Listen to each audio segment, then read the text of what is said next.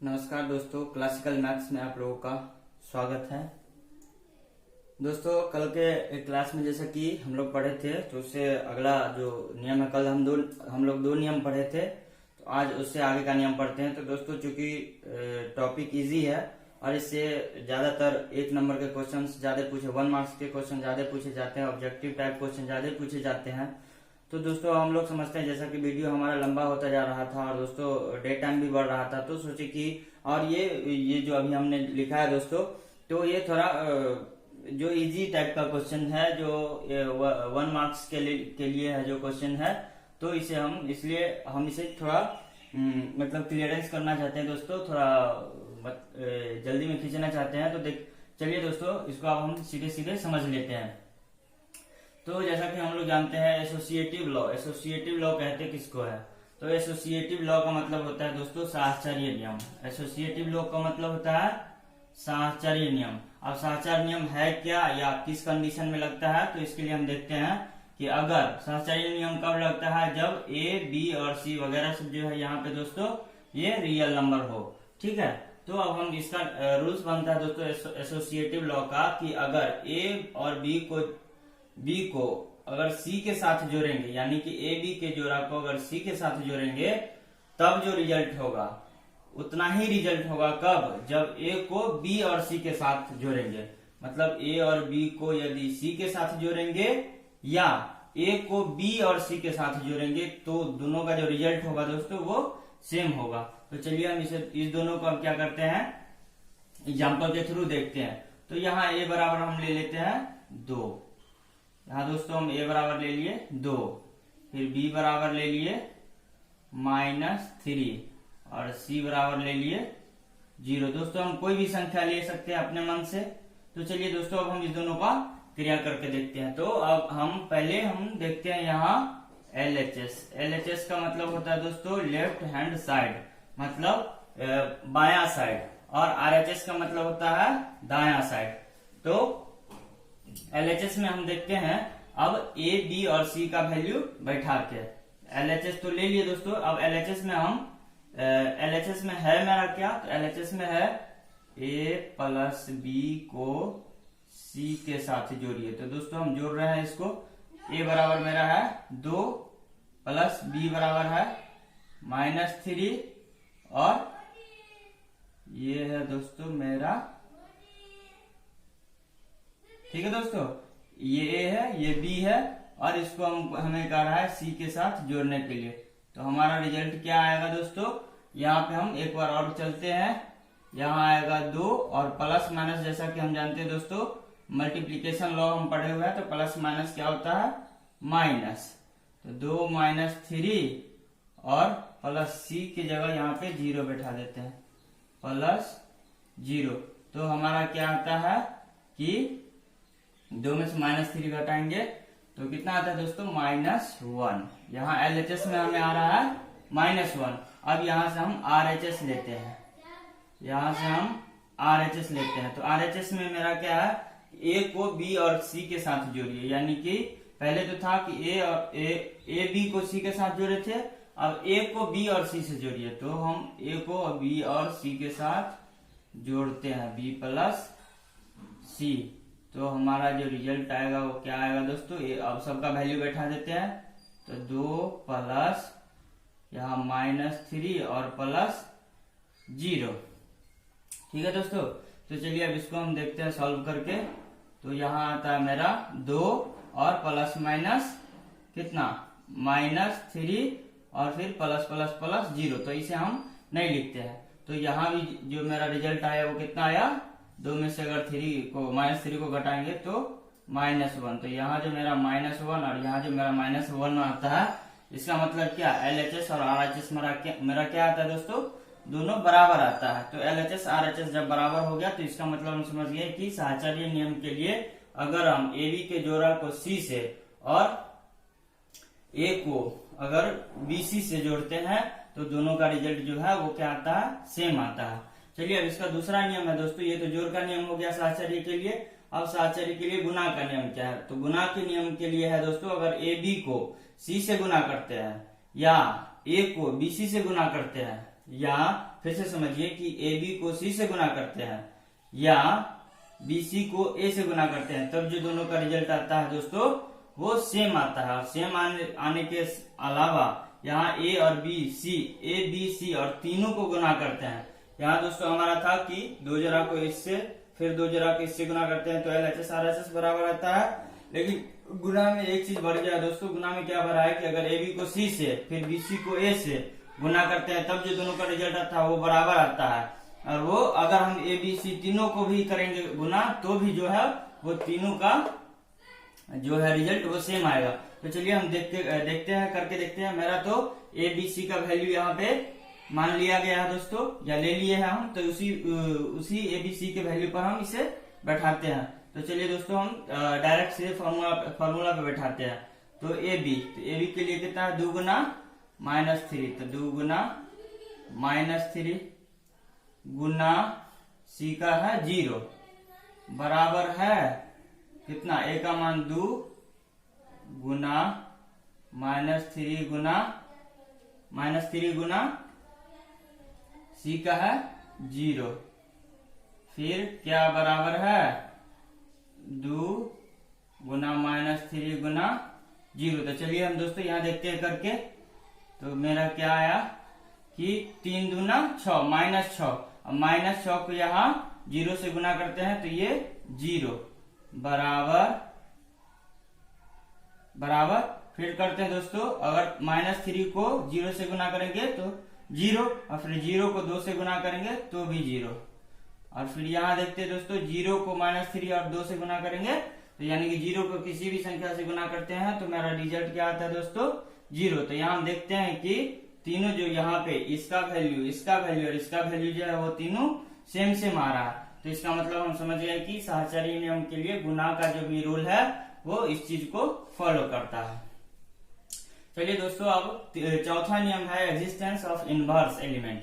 Inverse मतलब होता है उल्टा, एलिमेंट्स मतलब अवयव, और एग्जिस्टेंस मतलब इसका अस्तित्व क्या है। ठीक है दोस्तों, मतलब इसका इनवर्स एलिमेंट के लिए इसका क्या वैल्यू है। तो चलिए हम देखते हैं कि प्रतिलोम अवयव का अस्तित्व मतलब उल्टा जो कण है, उल्टा जो शब्द है मेरा, उल्टा जो नंबर है उसका जोड़ घटाव करते हैं तो उसका क्या वैल्यू बनता है। तो चलिए दोस्तों यहाँ है a को अगर -a के साथ जोड़ते हैं, यानी कि a अगर पॉजिटिव है और a निगेटिव है तो हुआ ना दोस्तों दोनों उल्टा। अगर दोनों उल्टा को हम जोड़ देते हैं तब क्या होता है दोस्तों, मेरा जो रिजल्ट आता है यानी कि -a और a को जोड़ते हैं, ठीक है, तो मेरा वैल्यू कितना आता है 0। तो हम करके देखते हैं। तो यहाँ एग्जाम्पल के थ्रू ले लेते हैं दोस्तों। यहाँ a का वैल्यू लेट मान लेते हैं कि a बराबर आता है 6 ले लेते हैं, ठीक है। अब हम दोनों नियम में बैठा के देखते हैं a का वैल्यू। तो यहाँ मेरा है पहले नियम के लिए दोस्तों बैठाते हैं। पहले नियम के लिए है 6 प्लस -6 बराबर -6 और +6 बराबर 0। तो देखते हैं हम करके देखते हैं दोस्तों मेरा आता है इतना कि नहीं, तीनों बराबर होता है कि नहीं। तो करके देखते हैं, यानी कि 6 और प्लस माइनस माइनस, फिर से लिखते हैं दोस्तों 6 - 6 बराबर -6 + 6 बराबर -6 + 6 बराबर 0। तो जी हाँ दोस्तों, यहाँ हमें देखने को मिलता है कि यहाँ +6 यानी कि 6 में से 6 को घटाएंगे तो 0, फिर 6 में से 6 को घटाएंगे तो 0, और फिर 0 तो पहले से था दोस्तों। तो यहाँ हम देख रहे हैं कि तीनों जो है वैल्यू वो 0 आता है, यानी कि एग्जिस्टेंस ऑफ इनवर्स एलिमेंट का मतलब हुआ कि अगर हम किसी शब्द को उसके उल्टा के साथ जोड़ते हैं तो उसका जो वैल्यू है तो होता है दोस्तों वो सेम होता है। अब है इसका दूसरा नियम कि अब गुना में भी यही नियम फॉलो करता है दोस्तों। यहाँ तो जोड़ के लिए नियम फॉलो कर रहा है और एग्जिस्टेंस ऑफ इनवर्स एलिमेंट प्रतिलोम अवयव का अस्तित्व जो है अब गुना के लिए भी वही फॉलो करता है। यानी कि अगर हम किसी संख्या को उसके उल्टा से गुना करते हैं तो जो वैल्यू आता है वो 1 होता है। अगर किसी संख्या को उसके उल्टा के साथ जोड़ते हैं तो उसका वैल्यू 0 होता है। अगर किसी संख्या को उसके उल्टा से गुना करते हैं तो उसका वैल्यू 1 होता है। दोस्तों ये सब ऑब्जेक्टिव क्वेश्चन में हमें पूछने वाला सवाल सब है, इसे हमें याद रखना होगा। तो चलिए इसको हम एग्जांपल के थ्रू देखते हैं फिर से। a बराबर 100 तो हम लेट कर लिए दोस्तों। अब इस पे हम इसका वैल्यू सेट कर देते हैं। तो 6 गुना 1/6 क्या बराबर होता है 1/6 गुना 6 के बराबर होता है दोस्तों 1। तो हम करके देखते हैं। तो जैसा कि हम लोग भिन्न गुना में देखते थे दोस्तों, भिन्न गुना में देखते थे क्या होता है कि या तो ऊपर नीचे काट देते हैं या कोना कोनी काटते हैं। तो काट लेते हैं 6 1 6 6 1 6, फिर 6 1 6 6 1 6, यानी कि यहाँ सब कुछ नहीं बचा दोस्तों। यहाँ फिर से लिखते हैं, यहाँ के लिए सब कुछ 1 है तो 1 लिख देंगे। 1/1 को 1 हम बोल देते हैं, इसलिए डायरेक्ट हम 1 लिख दिया दोस्तों। फिर यहाँ भी 1/1 आता है, यानी कि यहाँ भी 1 लिख दिए और 1 तो पहले से था। तो दोस्तों यहाँ भी फॉलो वही कर रहा है रूल्स को। वहां 3 0 आता था और यहाँ 3 1 आता है, यानी कि अगर किसी संख्या को उसके उल्टा से जोड़ेंगे तो वैल्यू आता है 0, और किसी संख्या को उसके उल्टा से मल्टीप्लाई करेंगे तो उसका वैल्यू आता है 1। ये हमारा चौथा नियम था एग्जिस्टेंस ऑफ इनवर्स एलिमेंट। अब पांचवा नियम है एग्जिस्टेंस ऑफ आइडेंटिटी एलिमेंट, मतलब तत्सम अवयव का प्रेजेंटेशन। तत्सम अवयव मतलब तत्सम और तद्भव आप लोग दोस्तों हिंदी के अपनी कक्षा के हिंदी किताब से अच्छे से समझते होंगे, तत्सम और तद्भव। तो existence of identity element, identity element को हम एग्जिस्टेंस कैसे करते हैं, या आइडेंटिटी एलिमेंट मतलब जो पहचानने वाला नियम है, पहचानने वाला जो संख्या है, एलिमेंट है, नंबर है, वो किस तरह से एग्जिस्टेंस करता है। तो मतलब एक ही पहचान के, एक ही जात पात के। तो हम देखते हैं कि रूल्स के अनुसार इसको हम बैठा के देखते हैं। पहले रूल समझ लेते हैं दोस्तों। एग्जिस्टेंस ऑफ आइडेंटिटी एलिमेंट मतलब तत्सम अवयव का प्रेजेंटेशन कैसे होता है। तो यानी ए को अगर 0 से जोड़ते हैं या 0 को ए से जोड़ते हैं तो तो क्या होता है, उसका वैल्यू ए होता है दोस्तों।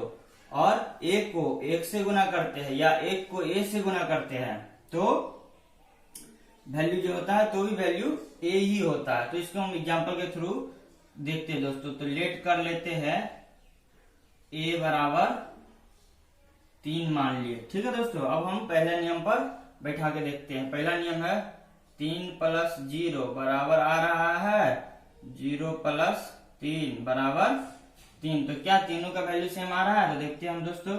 3 में 0 जोड़ेंगे तो 3, फिर 0 में 3 जोड़ेंगे तो 3, और फिर 3 तो पहले से था। तो जी हाँ दोस्तों, ये इस तत्सम अवयव का जो प्रेजेंटेशन है वो पहले नियम को फॉलो कर रहा है। पहले नियम को फॉलो करते हुए ये दिखा रहा है कि जो हम ए का वैल्यू पुट करेंगे इसमें वही वैल्यू मेरा रिजल्ट होगा, ठीक है दोस्तों। यानी कि जिस वैल्यू को जोड़ के साथ मतलब उसमें जोड़ेंगे तो हमें उतना ही प्राप्त होगा। मतलब किसी भी संख्या को 0, किसी भी संख्या में अगर 0 जोड़ते हैं तो उतना ही प्राप्त होता है। तो अब है किसी संख्या में 1 गुना करते हैं तो भी हमें दोस्तों उतना ही प्राप्त होता है। चलिए हम देखते हैं इसको दूसरे एग्जांपल के थ्रू। ये पहला एग्जांपल था, ये दूसरा एग्जांपल है। चलिए दोस्तों इसको देखते हैं हम करके। यहाँ a बराबर मेरा 3 माना हुआ है, तो 3 को अगर 1 से गुना करते हैं तो क्या बराबर आ रहा है, अगर 1 को 3 से गुना कर दे और बराबर 3, ये तीनों आ रहा है दोस्तों। तो हम देखते हैं करके। 3 को 1 से गुना करेंगे तो 3, हम तो पहले से जानते हैं दोस्तों। फिर 1 को 3 से गुना करेंगे तो भी 3, और 3 पहले से दिया है। तो जी हाँ दोस्तों, ये भी इस नियम को फॉलो करते हैं। यानी कि एग्जिस्टेंस ऑफ आइडेंटिटी एलिमेंट क्या है, यहाँ पर प्रतिलोम अवयव का अस्तित्व आप लोग और एग्जिस्टेंस अवयव मतलब तत्सम अवयव का प्रेजेंटेशन, दोनों में थोड़ा सा अंतर है दोस्तों। कि पहला तो हम इसको बता दिए हुए हैं, तो चलिए फिर से एक बार बता देते हैं कि अगर a को उसके उल्टे से अगर हम जोड़ेंगे, ठीक है, तो हमारा वैल्यू कितना आएगा दोस्तों 0, और या a को उसके उल्टे से अगर हम गुना करेंगे तो मेरा वैल्यू आएगा 1।